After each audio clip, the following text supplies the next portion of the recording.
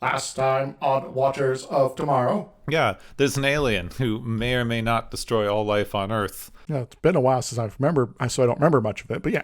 She definitely is not sociable at all, but she's also very mean-spirited about not being sociable. Yes. That means Picard's running around naked. Then Borderlands comes in. It's like, hey, remember when you used to play games because they were fun? Yeah, it's a good model of a theory, but it's not really what's going on. So while they're waiting, Shelby gets to run another Borg prep meeting. She's never been a character that really worked for me. So then she opens the vault, and it unlocks her full Firehawk powers. So she has big wings, invincible shield thingies. To let them hide inside the corona of a star. They gender swapped the characters so lazily that they fell backwards into feminism. Unless the Borg had defeated quantum mechanics. No, she seems like kind of down, I guess, but that just seems like a quality of the world she lives in as opposed to anything personal. I don't know. You could have her having a midlife crisis. And, this one had a terrible book about, authoritarianism. And this is terrible, and it's constantly trying to kill you, and no one should live here. And then the tattoos disappear again. The balls are not a critical hit zone. That's true. Yeah, that is a mistake. So they'll be either infuriated or delighted by that, I think. So if they can put out a massive blast of energy at those frequencies, they might be able to disable the cube. Dun, dun, dun. And now, the conclusion.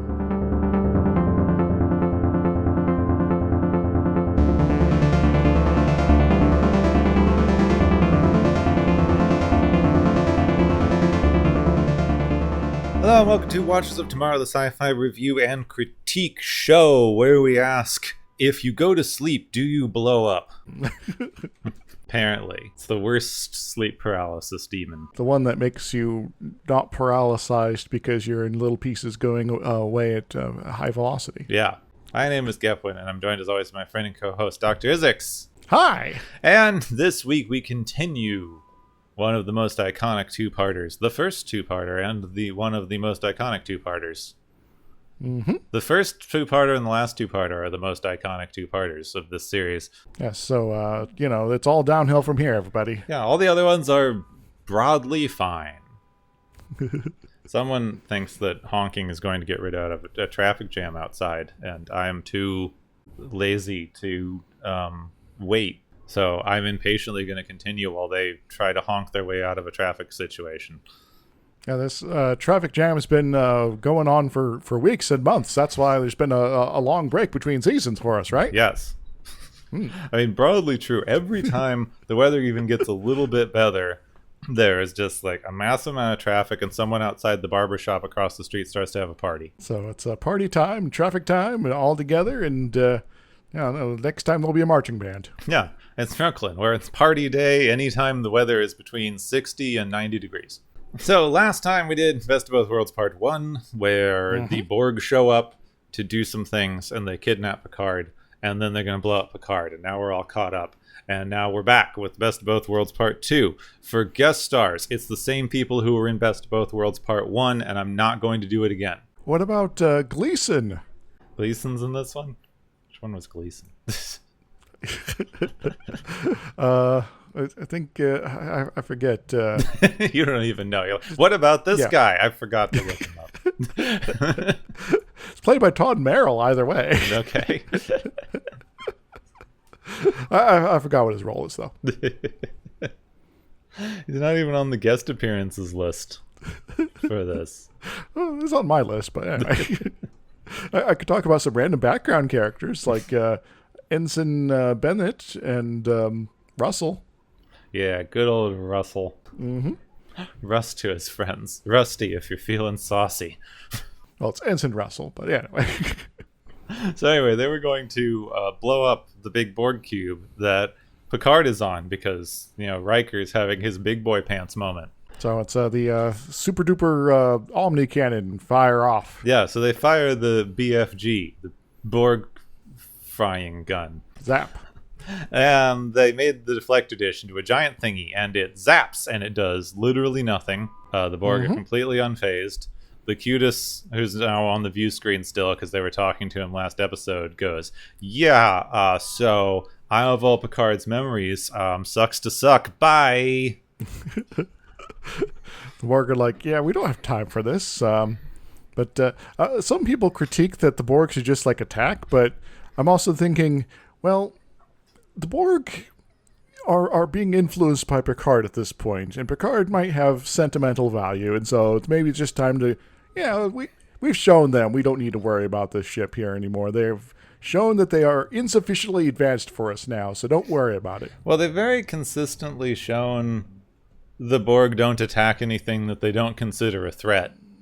Mm-hmm. And they've just very clearly demonstrated that this is not a threat, and they have better things to do right now. Like, go to Earth. So I can see the argument, but like if you look at the way the Borg, it's pretty consistent. They're just, we're done. We don't need to worry about you. Killing you would be an extra few seconds of time that we could be using to get to Earth and assimilate them. Let us be efficient. So they brief Admiral Hansen on the Borg not being destroyed. The Enterprise is disabled for several hours because their gun thingy fried the entire ship. It didn't buy them any time, so whatever. They have a fleet of 40 ships that are getting ready to be there. The Klingons are hopefully sending some stuff. 40 ships. They all miss Picard, casualty of war, Riker's in charge, good luck, etc. We'll stop them for sure, and everything will be fine. Good job, Riker, but you're out of this fight. See you on the flip side. So we get some shots of Picard being assimilated, and he sheds a single manly tear so that we know he still exists somewhere in that shell.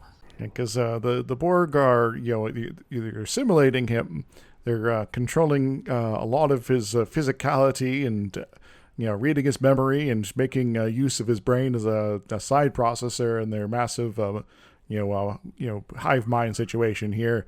But he still feels. Yeah, we don't know how. They never give us a good, here's how assimilation works as far as the hive mind thing. It's all squidgy, and you're just supposed to figure it out on your own. But yeah. And, of course, there's my sort of general fan theory that how the Borg operate and even assimilate changes throughout their appearances because they are evolving along, as time goes by. And so it's sort of like you kind of don't have to bother. Yeah, which makes sense. Makes as much sense as anything. Yeah. Riker so don't worry about it. Riker and Worf figure out how to fight the Borg because now they have all of Picard's experiences. So how do you fight them when they know everything you're going to do? But according to Worf, the Borg have no honor, and so we'll just lose. Huh. Well, very Klingon logic there. Yeah. So, so do we have honor? They don't. Can we turn honor into some sort of weapon? Yeah, we're going to shoot Klingons at them. Which actually might explain why there's no Klingon ships in the debris, that shows up later. Yeah, I mean, there's two things. I've seen other people point this out. They've consistently shown that the Borg are slow to adapt to both projectile and bladed weaponry. Mm-hmm. So Klingons with machine guns. Yep. Seems like the optimal thing here. Yeah, machine guns have bayonets in case the Borg get close, and then you're good to go. So in engineering, Shelby's helping out with the repairs. Going to take some hours, so they're not going to get there until after the fleet's been in the battle. She and Riker still sort of hate each other, but she should be first officer because she, reminds him of himself when he started. So, great. Yeah.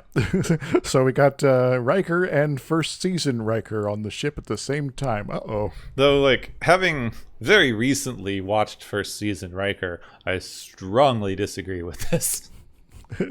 The headstrong, whatever. He was never shown to be this kind of headstrong. But we got to compress all the headstrongness into a single episode here, so So they are interrupted because the enemy fleet has been engaged by the Borg Cube at Wolf 359, the battle that will go down in Starfleet infamy.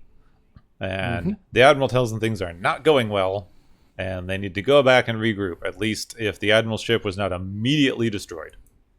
Well, thankfully, the Admiral's played by the same guy who played God in Star Trek V, so obviously he'll just turn into a giant head and fight the Borg that way. Yeah. God versus the Borg. But why does God need a spaceship? To fight the Borg, obviously. Checkmate, atheists. I really should go back and listen to Star Trek V. That was like the best of our movie episodes. It's a good time. So Riker has a meeting, confirms Shelby as first officer, gives a speech about how Picard would have given a better speech. Has to have a whole thing of like, Data and Worf would in fact have been better, more thematic, and more fan favorite choices for first officer. But I need you all being where you are. So she gets it. All right. So if Picard doesn't make it through to the end of the episode and you're left in charge, we get to kick Shelby off at the end of the episode too? Is that what you're saying? And Data gets the promotion? Yes. Okay. Riker goes to the ready room. Guinan appears because she gets to have talks with the captain. He's the captain now. I have a new new friend to play with. So here is my sage advice. Stop being hung up on Picard. Well, Riker was telling Wesley previously, what would Picard do, and then now Guinan's like, no, that's terrible advice. Come on, guy. She's like, so the entire crew thinks they're gonna die. So if Picard wrote the book on Starfleet and the Borg have it, then it's time to throw the books away. All right, so we're going from a planner to a pantser in terms of our situation here. Maybe a new plot twist will help. Well, see, this one's they don't lean into it in the way that they could have with like a more modern serialized thing, but they're doing a good job of the like Riker's strengths have always been improvisational and Picard's strengths have always been very systematic thinking. So as foils, it's a very good thing to be like, stop trying to think like Picard and think like yourself because you are in fact the opposite of Picard. Yes. Working together, you complement each other perfectly. At odds, well, you have an opportunity to come out on top. So make use of that. Come on. They finally arrive at the Wolf system, which, like, who named this? Wolf, actually. Mr. Wolf. There's a whole Wolf, sheep's clothing. There's a whole a classification of Wolf riot stars, which tend to be it's like related to the spectral classification and things like that. But there's this guy named Charles Wolf and a George Riot, and they came together and like, we're gonna name some stars and things like that, and so they did. Well, that's cool. Like, well, let's name some stars like Wolf whatever here. Okay, probably not this guy that was an American professional basketball coach. Probably not. He's long dead though, but yeah. So they arrive at the Wolf system. They find the fleet destroyed. There's no power or life signs. Ships are burning everywhere in space. They probably lost the entire Federation's fleet, and it will take them years and years to rebuild. Well, hopefully we don't encounter any major new powers here in the meantime. Yeah, it's a really good thing that this is a episodic show, and they don't have to worry about this. Yes. I don't know. I don't think that, as much as everyone says they wanted full serialized, serious Star Trek, I don't think it would have been as good to have Next Generation for like 3 seasons and then suddenly go to Battlestar Galactica after the Borg invade. Oh, I mixed up the Wolves on the Wolf 359 here. It's Max Wolf. Oh, Max Wolf. Okay. Yes. Different astronomer named Wolf. So they set course to follow the Borg, and Riker orders Shelby to repair her plan to separate the saucer, which she reminds him Picard was briefed on, so the Borg will know. And he goes, "Don't worry about it, wink." Mm-hmm. And he also sends Worf and Data off on a special secret assignment. That's why he didn't want them to be first officer, because otherwise they would complain about being sent off the ship in a time of crisis. Yeah, because Data would be like, current to Starfleet Regulation 38525-B352. So when they catch up a little bit, Riker contacts the Borg and tries to talk Locutus into letting them talk terms of surrender, but the Borg aren't fooled. It's like, you're trying to buy time, I guess. Well, yeah. Is that bad?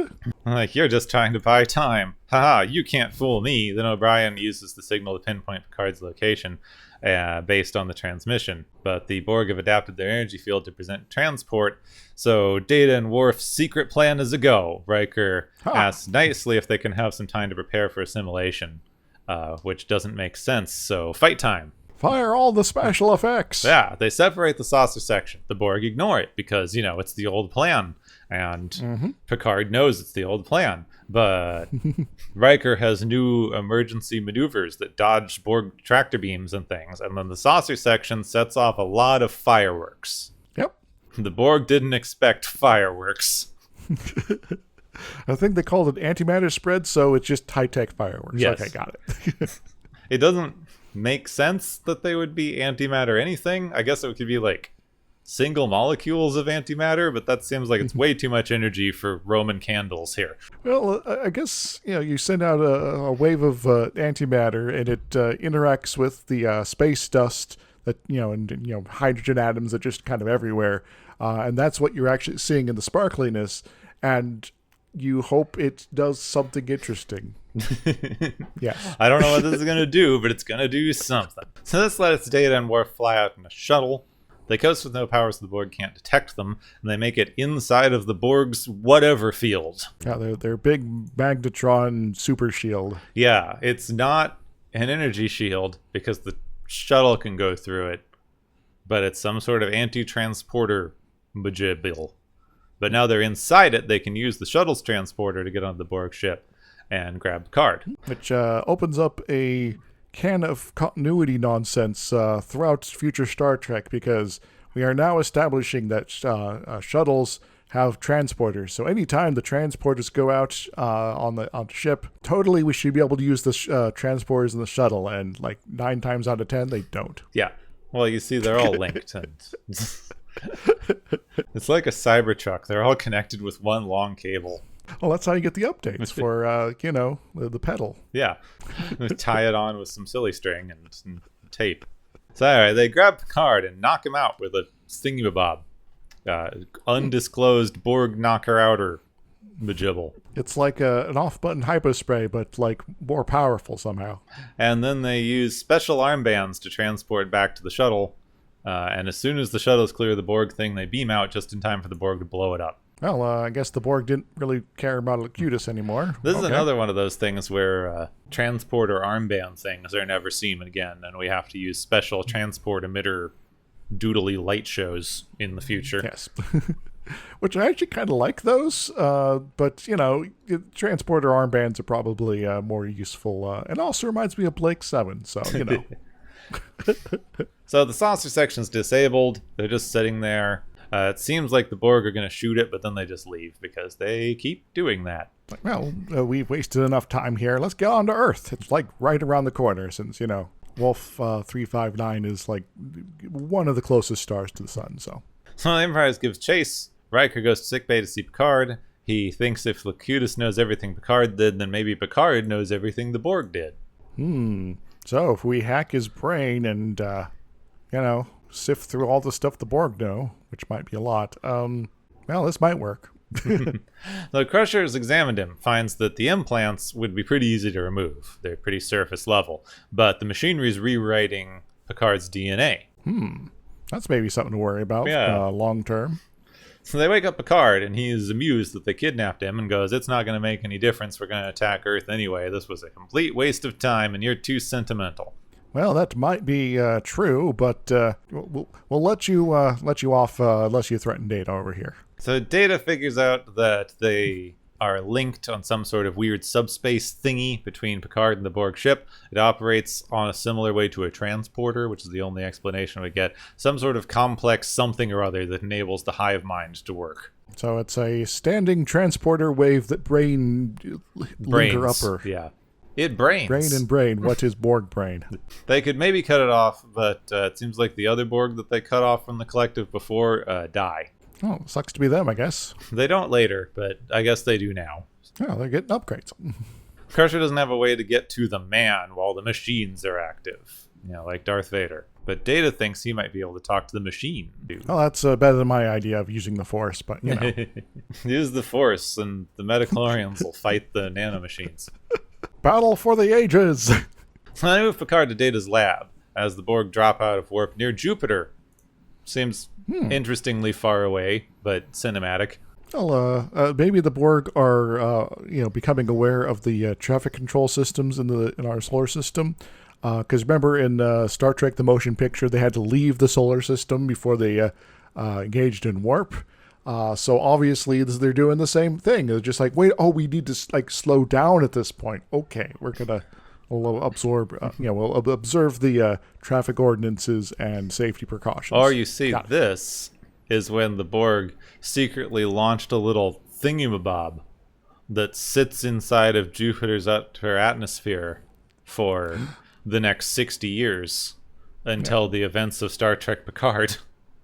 Dun, dun, dun. It's all coming together, They man. set it up. Probably it makes sense if you don't think about it, which is something that Star Trek fans very famously never do. Don't do. Yes.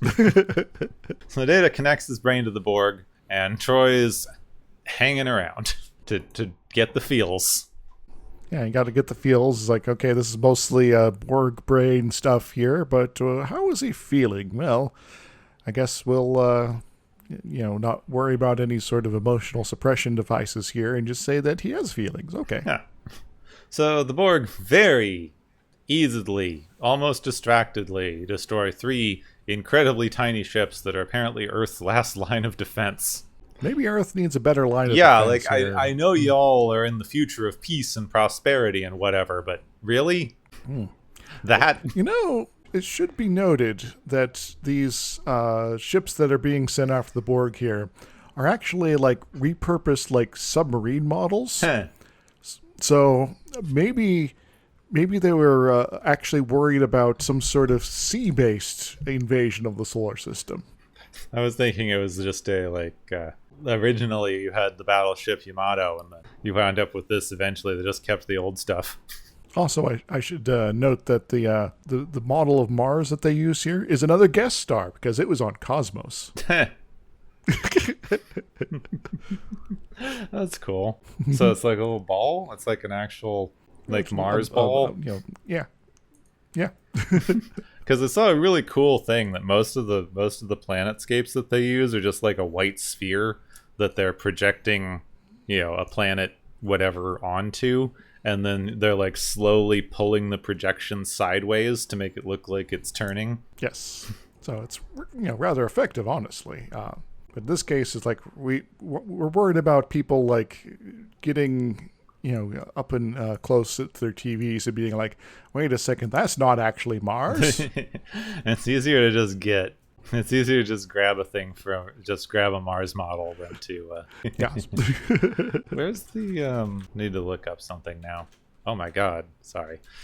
I'm trying to look up a YouTube channel and I just saw Evasive posted, I made polyamorous people watch Hall Pass. I'm gonna leave this in. Anybody who hasn't seen Evasive's YouTube stuff, it's great. She has I made blank queer community members watch terrible movie. My favorite is I made trans masks watch She's All That. I don't remember what She's All That is. Maybe I'm getting the name wrong. I think it's She's All That. The one with the one where the woman has to pretend to be her brother to join the boys' soccer team at a prep school. I don't watch many those sorts of movies. Anyway, let's see. Okay, yeah. So there's a YouTube channel called Corridor Crew that does a lot of CGI stuff, and they did a really, really good breakdown on just how complicated and groundbreaking the way that they did the masking for the Star Trek models were, even in the 80s and 90s when they were shooting this.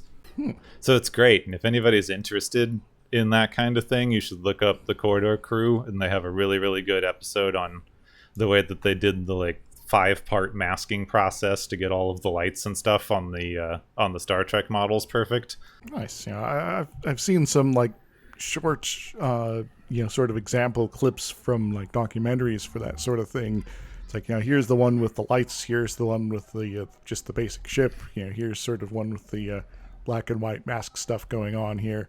But to have actually like in-depth approach here as opposed to this looks cool. Let's put it in our documentary. Would be kind of nice. Yeah, this is like 3 or 4 people who professionally do special effects work. So Excellent. It's really interesting if you're interested in that kind of stuff. Anyway, I don't know. That was way too long of an aside. It's just that the special effects on this show were groundbreaking, even like 10 years on. Mm-hmm. Okay, Borg destroy Earth's last line of defense, which is 3 submarines. There's something about Hunt for Red October as well here.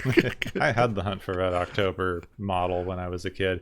I guess, we're based on the submarine model used in the Hunt for Red October. Cool. That was like my favorite movie for years when I was a kid, and I had that model kit. It had like I forget what it was. It had like some small pieces that you could change out to make it the Red October instead of just like, normal Soviet era nuclear submarine. It's rather neat. So Data makes contact with the Borg consciousness. I mean, you could stretch Hunt for October to be science fiction if we ever really wanted to. Techno thrillers. Data makes contact with the Borg consciousness and can't get into most of the subroutines, etc., for distributed commands and stuff. They're all routed through the central command branch. So, you can't turn off their weapons, can't turn off their super shield, you can't, make them just fly into the sun or something like that. What can you do, Data? No, he can rip Picard's arm off. It's the first thing he does. Picard wakes up, tries to attack Data. Data just like calmly rips his arm in half. Because here, hold this. So we're establishing that Data is more physically mighty than the standard Borg setup. Yes, always. And forever. Crusher picks up increased activity in Picard's brain. Data can't find any reason for it, but Troy can because Picard is taking back control. Hooray! I guess we're far enough away from the big cube to... we're going towards it. Yeah.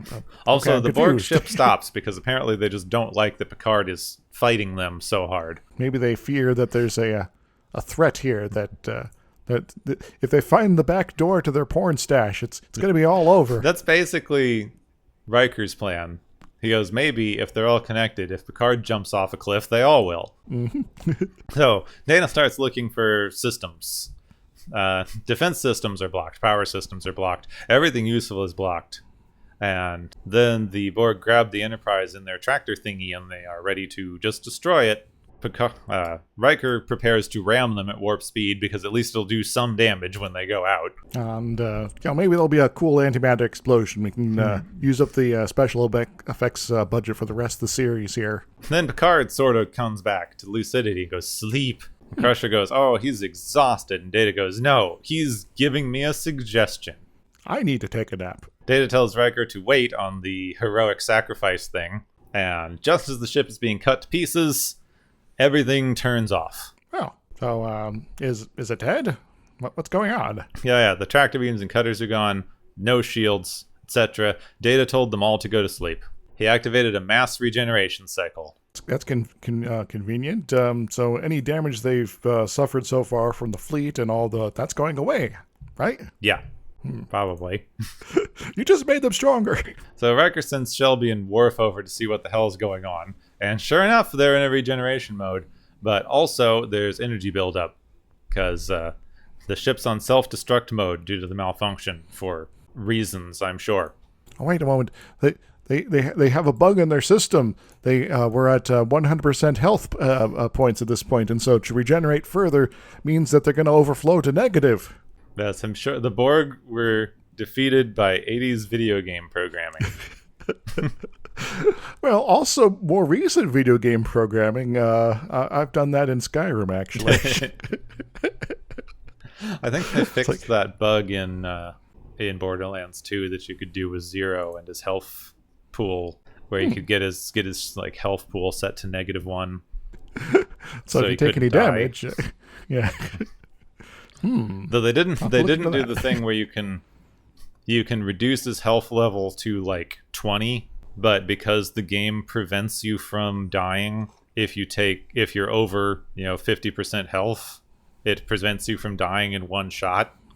So as long as your health regen, which you can get pretty high, is up in the like several hundred thousands, which you can get by the end of the game, you will take a hit from like 20 hit points, which takes you down to 1 because it prevents you from being insta-killed.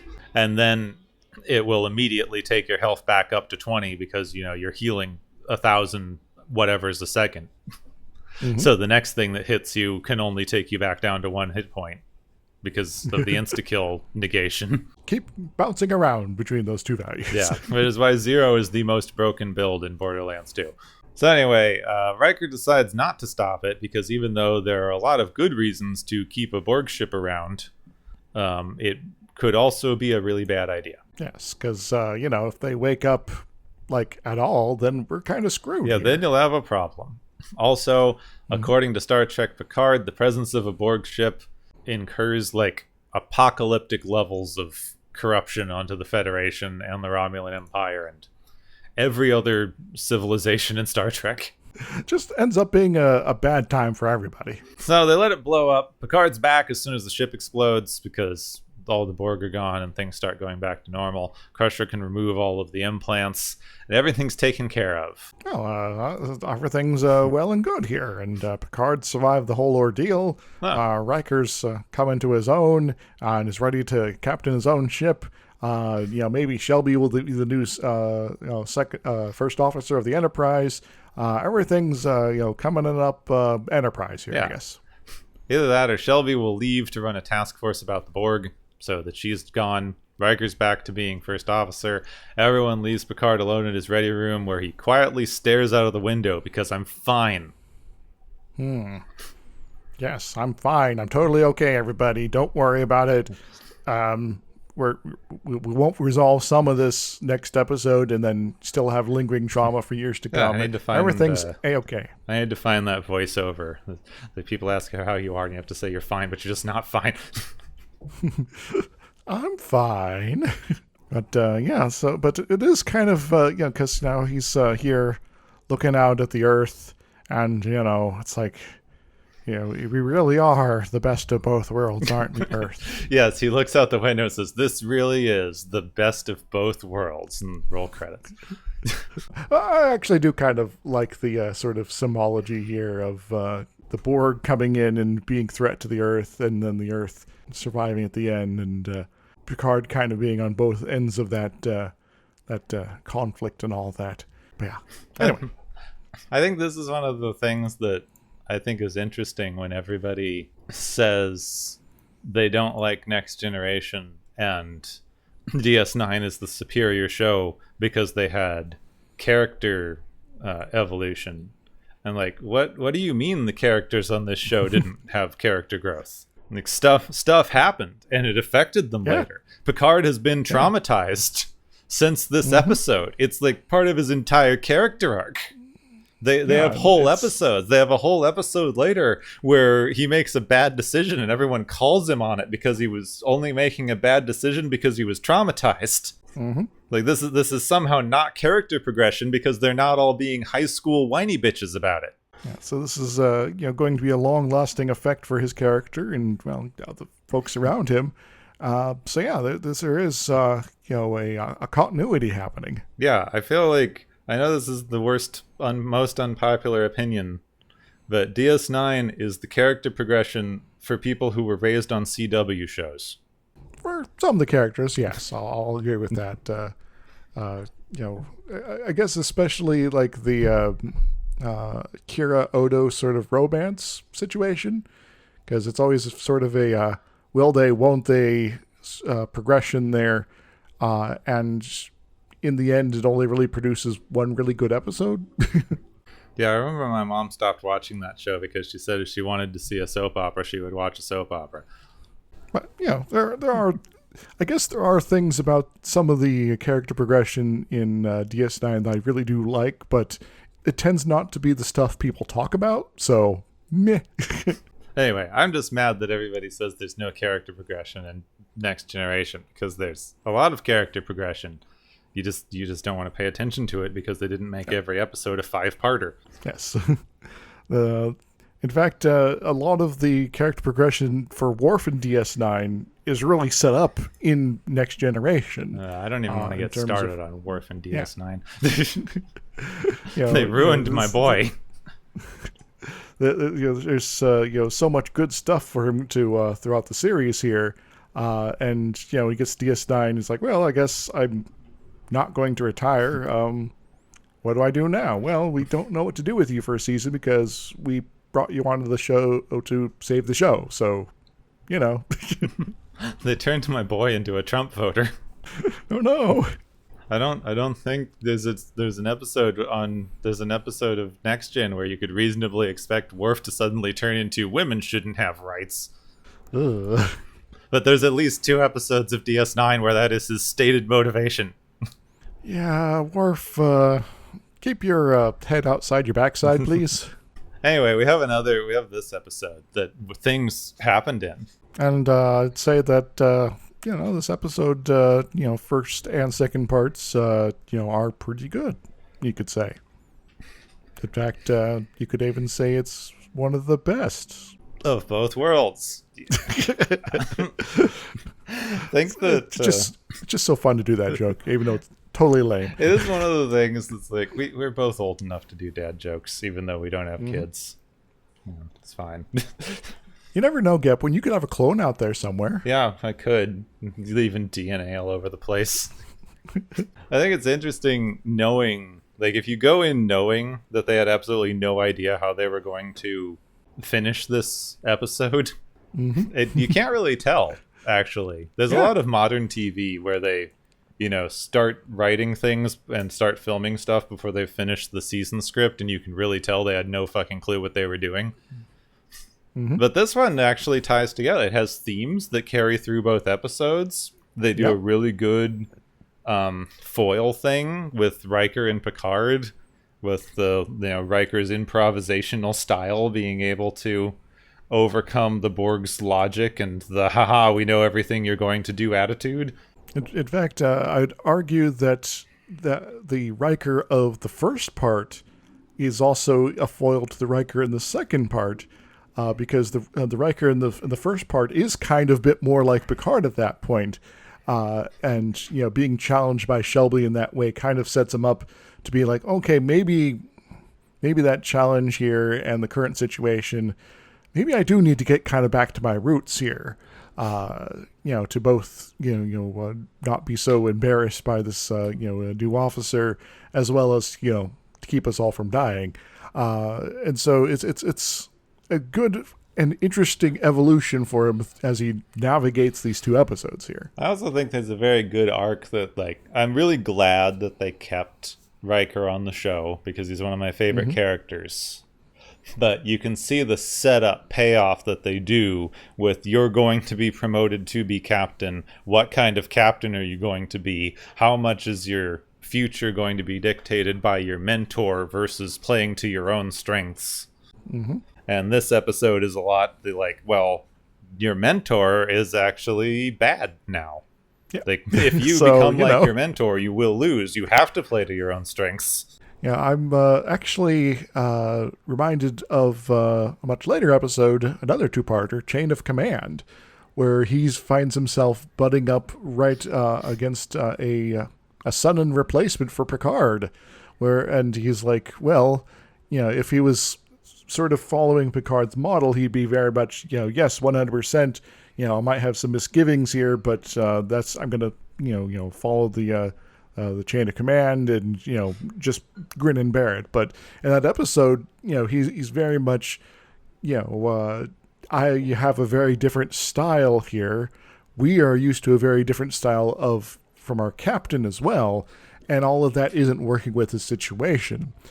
So I'm going to let myself be myself, and I'm gonna butt heads with you here. So I want to speak freely, as they say in these situations, and there are some very good interactions going on there that we'll get to later. Yeah, it's a very good. You're technically not wrong, but you are too much of an asshole to run this ship, and there's a reason you play a villain in Stargate. Yes. And, lots of other things. And Total Recall and RoboCop. Yeah, I mean, he's just like, you can't cast him and not have him play a villain, even when he's technically doing nothing wrong. Yeah. There are some things I've seen him in that where he is actually, not a villain, but it's still kind of like, okay, you're being just generally a nice person here, but I just can't not see that alternative. He's got corporate America face. Yes. So Riker, yeah, he's got a good path here. It sets him up very well for later stuff. And yeah, we can proceed to talk about his evolution marching forward. Well, the interesting thing is this episode, and the couple of other like next gen Borg episodes, very much get into the original Borg conflict juxtaposition that you have, because you have this like, what does the Federation, the organization that is built on cooperation and politics and diplomacy, do when you hit this like, we do not negotiate, we do not talk, we subsume everything in our path into ourselves and do not value individuality or difference. Mm-hmm. So you have this very like, well, what does the Federation do in this circumstance? Which is why I think that the Borg are a much more interesting juxtaposition for the Federation than the Dominion, because the Dominion was just, we're going to do war with you, what you going to do about it? I'd say that the Dominion is more complicated than that, but it kind of comes into the specific psychology of the founders, and, well, that's again, do the whole deep dive there is for another episodes down the line. But in terms of the Dominion on the big scale, yeah, it does kind of seem just like an aggressive power that is okay with talking to you on occasion, but usually they're lying. Yeah, they don't have as good of a juxtaposition. Because what the Borg represent is very gushy. Like, is it the Soviet Union? Probably, given the time period. Is it the 90s office worker? Possibly, because every other thing in the 90s was going to be, we have it too good. Doesn't that suck? Everyone's now sealed in your cubicle, but you have to stand up in the Borg, hive mind here. Yeah.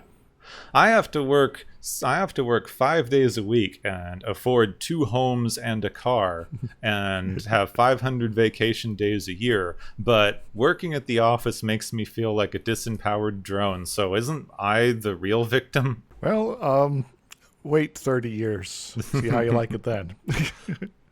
But this one does set up this juxtaposition of the Borg take on Picard largely as a thematic device, but in the narrative of the show, they go, well, you all are individuals. We'll give you an individual to talk to. Maybe that'll get you to give up easy and we won't have to fight you. And if you look at the way that the narrative is staged, it's a very, easy kind of cleanup, because it's just like, well, we hit a button and the Borg go boom. But I think that overall, in the way that the narrative works, it's because the Borg defeated themselves early on by deciding that they were going to take on even this limited amount of individuality. Because taking on Locutus as an individual and keeping him separate enough that they were able to let Picard's consciousness be there and break free at the end is really the thing that screwed them over. Yes. If they'd just showed up and gone to Earth and not done this and been their hive-mindy, we're not going to talk to you thing, they would have won easily. Pretty much. But, they wanted an easier time of it and thought this was more efficient.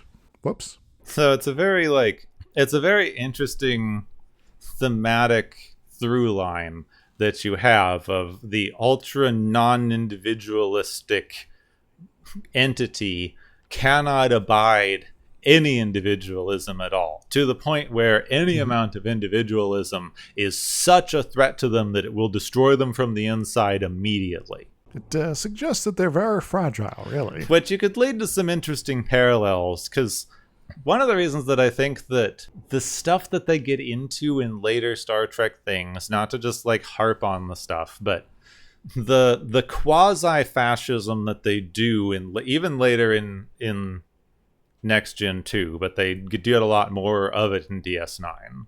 Because you have this like quasi-fascist idea with the Cardassians, and then it's expanded on with the quasi-fascism of the Dominion. But they don't go full into the fascism enough, whereas something like the Borg as a representation is the opposite of the Federation. The opposite of the ultimate like democratic state would be a fascist amalgam. Like, fascism says everyone has to be the same thing and do the same thing and toe the line and group think our way to victory. It's the whole big brother, do what you're told mentality. You must be subsumed fully into the power of the state to be its eyes and ears, hands and feet. Yeah, as much as... See, this is the thing that always bothers me when people get into this really simple critique of communism. Like, the Soviet Russia was doing a version of fascism with communism sprinkled on top. It wasn't communism. It was just fascism again. Yeah. It's like, early on, it's like Lenin's like, okay, so let's do this communism business. And okay, some of this isn't working as planned. We'll adjust it. Oh no, I'm like dying. Everyone else can help, and oh no, things are really getting awful. Don't let Stalin be in charge. Blech. Well, which one was it? Was Lenin then Stalin, right? I always get my timeline confused.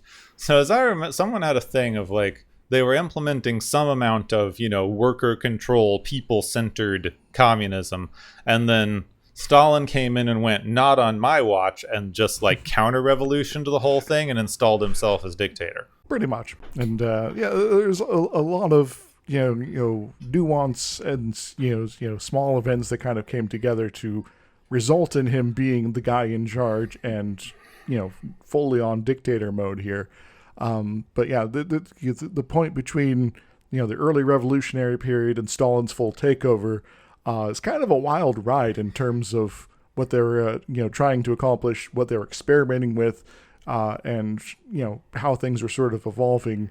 And Stalin in his made good use of, Marx is 100% correct all the time, and so we must have the strong vanguard party, and we're going to be doing it with me in charge. So if you are against me, you are against communism. And also, anyone trying to experiment and figure out the best way to do communism doesn't know what they're talking about and are obviously anti-revolutionary and are also the enemy. Yeah, single-party dictatorship is fascism, regardless of if it's built on top of capitalism or communism.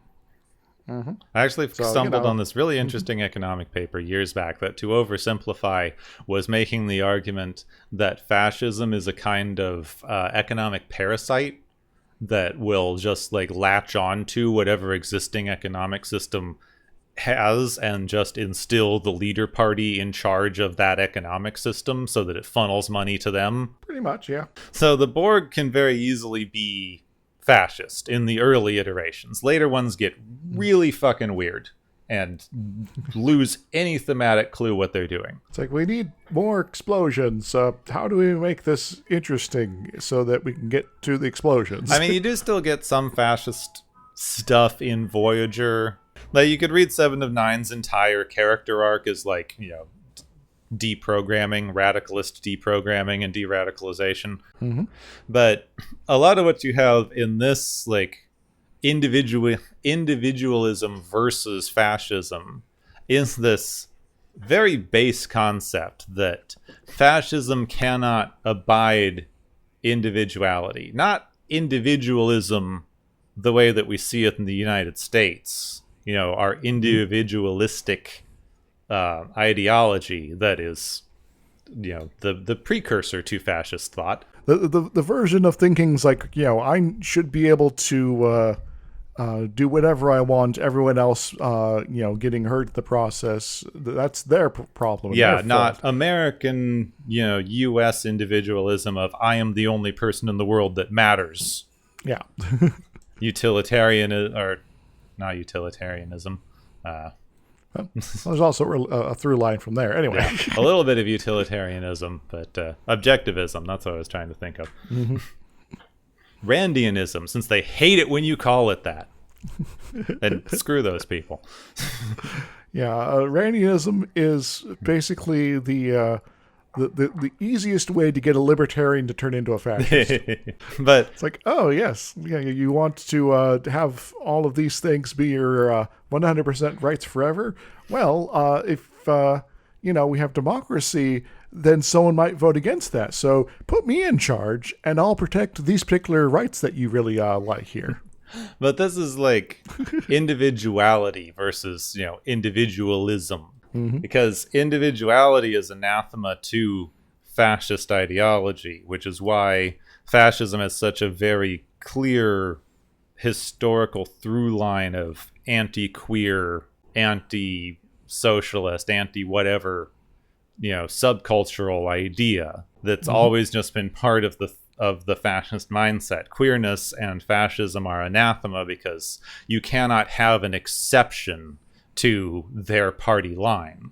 If your party line is everyone has to be a happy, cis, straight, heteronormative couple, and queer people are an exception to that, you can't have exceptions, because exceptions mean the dominant party is wrong. Yes, there is an alternative that you can now be where they do not have full control of your life. So this thing is basically they tried to take on an individual's personality to use as a spokesperson, but because of the individual that they got wasn't fully integrated into their hive mind enough, this individual was able to then use it to destroy them from the inside by maintaining their individuality, which is something that people try and is very tricky and often bad. So it's oversimplified in this analogy. Do not try to become the fascist leader mouthpiece with the idea that you will suddenly turn on them and destroy them from the inside, please. Yeah, you don't have a big giant button in front of you that says put all the fascists to sleep. Yes. And then they explode. That's not how these things actually work. Yeah, they used to think LSD would do it, but they did a study, and LSD actually just makes you think more of whatever you thought before. Well, I think a lot of my stuff that I think before, I'm now frightened what that would actually turn into. I'm overthinking everything, but times 20. Yeah, that's really good analysis. I didn't have a whole lot more to say because, well, I suspected you probably had some good stuff here. Also, I already talked about the Wolf Star there, so Though I guess I could, talk a little bit about, its sort of relative position to us, because you got, Proxima Centauri and the Alpha Centauri star system, which is the closest star system to us. And Wolf 359 is just a little bit further away at, just shy of 8 light years, while, Alpha Centauri system is around 4. They are, I guess you could make it a pretty easy triangle because they're kind of both in the same general region of the sky with us, with each other there. And so, if you're ever looking at, semi-accurate projections of stars and things like that, you'll see they're actually pretty close to each other in terms of, relative to position there. Though I don't think they're the closest stars to each other. I'm not remembering which one that is.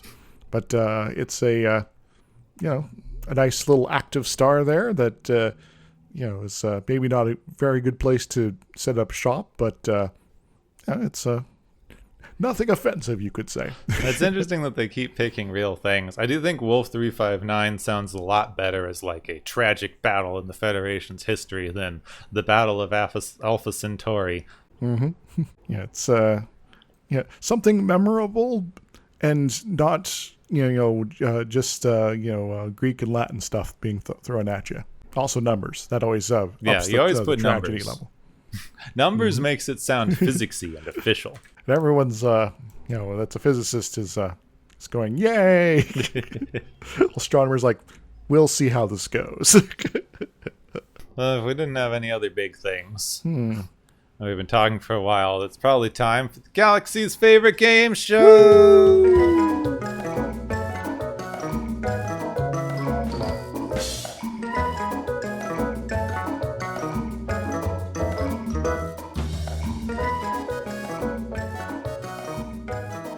Hey everybody, welcome back to the Galaxy's favorite game show. We got a lot of action this week, and big themes, and a major threat. But our various contestants have persevered and made it through, for the most part, and they have been racking up all sorts of points. So let's start handing out some of those prizes. The first one is the, once again, Cyborg Picard prize, which goes to Picard again. He's Borgified for now.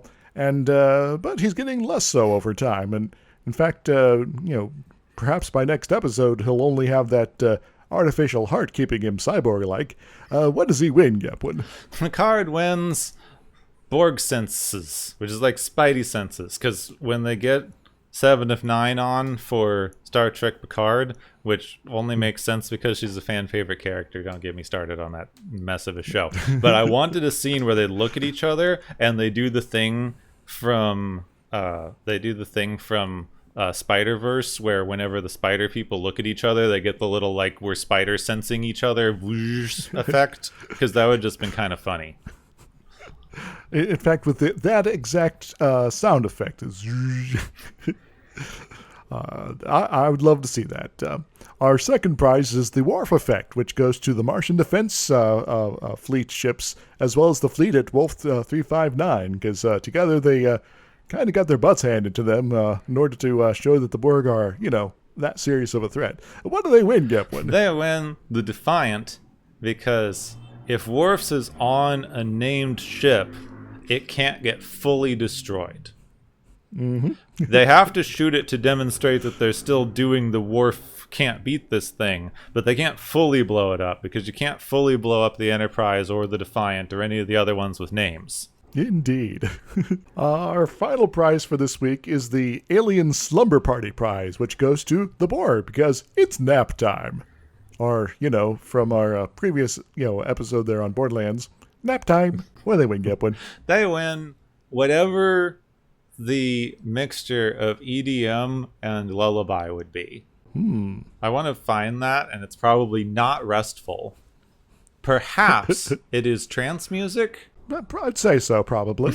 But, maybe the Borg can groove to that and get themselves a nice nap time as a result. You don't know how the Borg psychology works once you're all they beam over to the really. ship to see if they're all sleeping. It's just playing really loud, repetitive trance songs. This is both awesome and confusing. Which I guess kind of vibes well with me, too.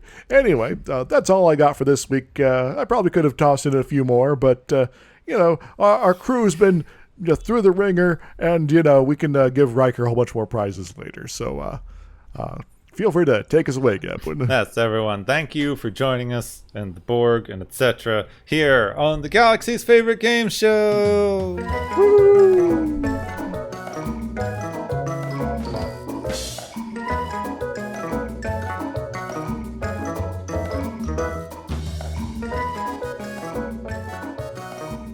So Mars was on Cosmos in 1980. It's a television veteran by this point.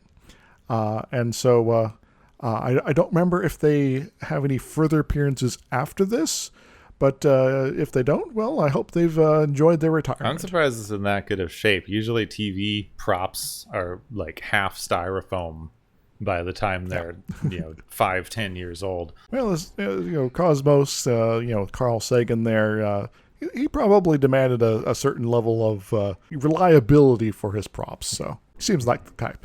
So next time we're hitting the third part of the two-parter. Surprise! Where the character growth happens. Mm-hmm. they're gonna have growths everywhere. They're gonna get extra limbs, and Wesley's gonna be like, "Oh gosh, Mom, you have like an arm coming out of the top of your head," right? Yeah, that's character growth. That's why there's so much character growth in the Fallout games. Yes. But you don't.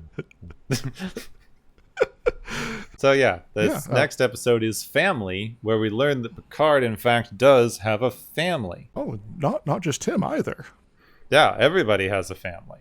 This is why this episode was a pain in the ass for me to write, and I had to spend a full work day writing down guest stars. So don't forget Lewis. Yeah, Lewis. I'm looking at him here. I need played by Dennis somebody. Cregan.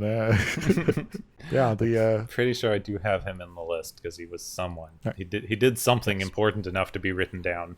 Yeah, he was the one that was going to build the new continent in the middle of the Atlantic Ocean. Yeah, I just can't remember. I tried, since there were too many actors in this, so I only wrote down actors that had done something interesting enough to write down previously. Mm-hmm. Yep. Also, we discover, Worf's adopted family. Yeah. Pretty cool. Which is nice to have them in. And then Wesley gets to cry about something. Yes, because there's an appearance by Jack Crusher, the original. And then they decide that they don't know what to do with Picard's family and do terrible, terrible things to them later. Yeah. But hey, at least one of them will show up again in the series here. Yep. So I have that to look forward to. So yeah, next time we start the weird family episodes, because we have family and then we have brothers, which actually has nothing to do with family. Oh, there's, unless you count robots. And then suddenly human, which is all to do with family, but I do not want to talk about it. My God. There's maybe some things to be said about with Suddenly Human, but there's a family aspect here. Which family does this person belong to? And let's see. Then we have... Okay, Remember Me is also about family. Legacy is sort of... Well, it's Tasha Yar's family. Yeah, Legacy is about family. This is the family season. Oh yeah, Reunion. And then Reunion's about family. Yes. Jeez, I haven't looked at all of these. The Future Riker's and Perfect. Birthday's interrupted. Something. And Riker has a artificial family for a little bit. Oh yeah, so that one's family. Yeah. This is the family season. Jesus. And then the final mission, and that's not really family. I don't. Good, finally. But we have like a 5-episode family arc happening here. So it's more than that. I think it's like 8. Yeah. Sheesh. Okay. Anyway. So be ready for family times for the next few episodes here. Yeah, family, followed by more family, and then more family, and then more family. One of them has a weird song that I'm going to spend way too long talking about because I just done way too much of I listened to like 5 versions of this stupid song. So look forward to all of that, and probably more. Like Worf kills somebody. Yeah.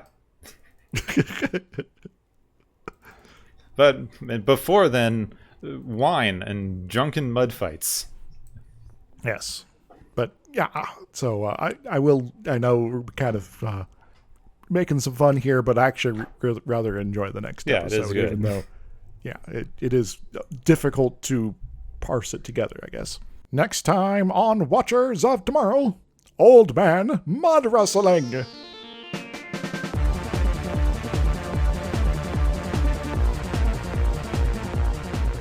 You have been listening to Watchers of Tomorrow, a podcast on science fiction media. Find and listen to Watchers of Tomorrow on Podbean, YouTube, Spotify, iTunes, Stitcher, Digital Podcasts, Pocket Casts, Google Play, and many more places where podcasts can be found. If you enjoyed our podcast, make sure to subscribe for more.